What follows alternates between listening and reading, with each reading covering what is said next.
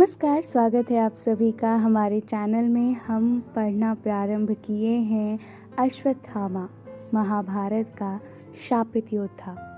यह पुस्तक लिखी है आशुतोष गर्ग जी ने। आइए आज इसका तीसरा भाग पढ़ना प्रारंभ करते हैं। सच कहूँ तो मेरा उद्देश्य अपनी कथा सुनाना नहीं है। मैं तो यहाँ इस वीरान जंगल में अकेला बैठा अपने पापों का बोझ ढो रहा हूँ। मेरे पास जो भी पुरानी स्मृतियाँ हैं, उन्हें कभी कभी याद करके अपना मन हल्का कर लिया करता हूँ। और यही कारण है कि इस कथा में घटनाओं के किसी निश्चित क्रम में होने की संभावना कम है। इससे पहले कि मुझे कोई अन्य बात स्मरण हो आए और मेरा कथानक भटक जाए, मैं आपको अपने पिता के जन्म और फिर अपने जन्म के विषय में बताता हूँ। यह एक विचित्र संयोग है कि मेरे मामा कृपाचार्य की भांति मेरे पिता द्रोण का जन्म भी एक महान तपस्वी के उद्वेलित काम वासना के फल स्वरूप हुआ था। एक अन्य दुर्भाग्यपूर्ण संयोग यह है कि मेरे पिता के जन्म में भी देवराज इंद्र ने वही कुटिल भूमिका निभाई थी जो उन्होंने मेरे मामा कृप के जन्म के संदर्भ में निभाई थी। कहते हैं उस समय गंगा द्वार नाम के एक स्थान पर महर्षि भरद्वाज का आश्रम था। उन्होंने अपने व्रतशील स्वभाव से संपूर्ण संसार में यश अर्जित किया था। ऐसा माना जाता था कि उस काल में पृथ्वी पर महर्षि भरद्वाज की गिनती उन गिने चुने ऋषि मुनियों में होती थी जिन्होंने अपने तप और संयम से अपनी समस्त इच्छाओं और कामनाओं पर विजय प्राप्त कर ली थी। जैसा कि मैंने पहले भी कहा है और आप भी यह बात जानते हैं कि पृथ्वी लोक पर किसी भी मनुष्य के आत्म संयम एवं तप की विजय गाथा का प्रचार सुनकर देवराज इंद्र का सिंहासन तत्काल डोलने लगता था और उनके पास ऋषि मुनियों के आध्यात्मिक विजय रथ को रोकने का एकमात्र साधन था अप्सराएं और उनका कामास्त्र। इंद्र के दरबार में एक से बढ़कर एक अप्सराएं और देव कन्याएं थीं, जिनका उपयोग इंद्र अपने मनोरंजन करने तथा मनुष्यों व दैत्यों की तपस्या में विघ्न डालने के लिए किया करते थे। इंद्र के दरबार की लगभग सभी अप्सराएं कामुकता की प्रतिमाएं होने के साथ साथ पुरुष वशीकरण की कला में इतनी दक्ष थीं कि उनके दृष्टिपात मात्र से ऋषि मुनियों तथा बड़े बड़े धुरंधर तपस्वियों का इंद्रिय संयम चूर हो जाता था और कुछ का तो शुक्रपात भी हो जाया करता था। शरद्वान की भांति भरद्वाज मुनि की ख्याति ने भी इंद्र को आक्रांत किया हुआ था। भरद्वाज कोई साधारण ऋषि नहीं थे और उनके संयम की शक्ति एवं तपोबल से भयभीत होने के कारण अधिकतर अप्सराओं ने उनकी साधना भंग करने की चुनौती को विनम्रता से अस्वीकार कर दिया। तब इंद्र ने बहुत सोच विचार के उपरांत अपने दरबार में उपस्थित घृताची नाम की एक अत्यंत कामुक और रूपवती अप्सरा को बुलाया।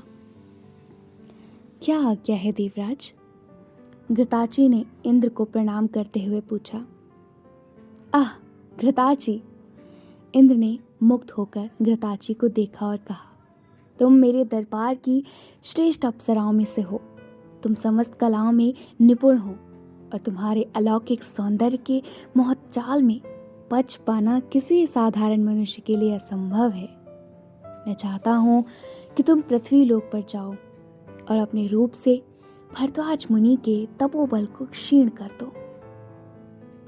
परंतु घृताची ने सकुचाते हुए कहा, भरद्वाज मुनि साधारण मनुष्य नहीं है। जानता हूं, इंद्र ने कहा, परंतु तुम भी तो साधारण अप्सरा नहीं हो घृताची। तुम्हारे लिए भरद्वाज मुनि को अपने मार्ग से डिगाना सरल नहीं किंतु असंभव भी नहीं है। मुझे विश्वास है कि तुम इस कार्य में अवश्य सफल हो जाओगी। इसके अतिरिक्त हमारे पास तर्क करने का समय नहीं है। इसे हमारी राजाज्ञा समझो।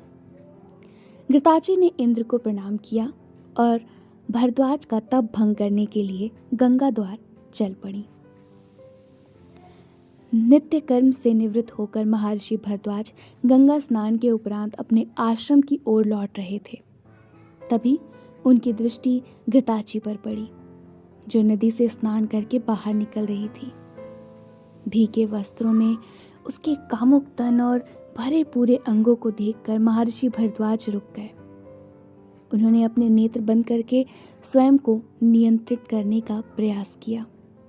अगले ही क्षण उनकी आंखें फिर से घृताची के रूप का रसपान करने लगी।